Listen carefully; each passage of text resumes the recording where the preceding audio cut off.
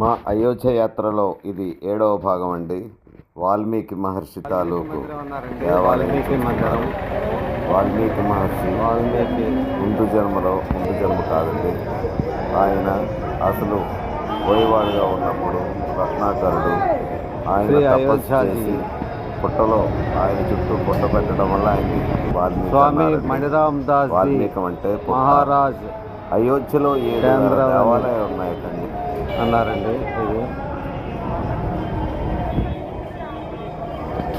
అయోధ్యలో 7,000 దేవాలయాలు ఉన్నాయండి. ఇక్కడ నేను వాల్మీకి మందిరం అడిగాను, వాళ్ళు చెప్పారు వాల్మీకి మందిరం పెద్ద అన్నీ కలిపి హిందూ దేవాలయాలు 7,000 ఉన్నాయండి.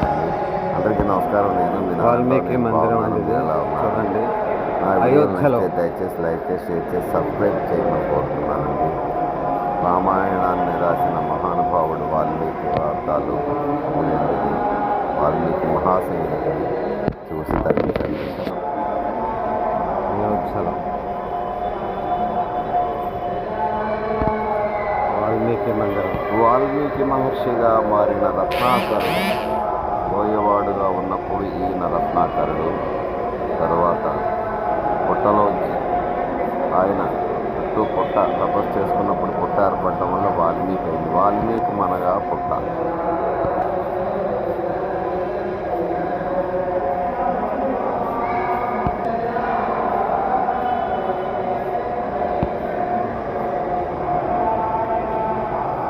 ఇక్కడ గోడల మీద మొత్తం రామాయణ చరిత్ర మొత్తం ఈ మందిరంలో లిఖించబడి ఉందండి.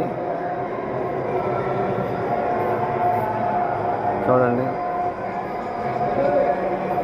మందిరం మొత్తం లిఖించబడి ఉంది.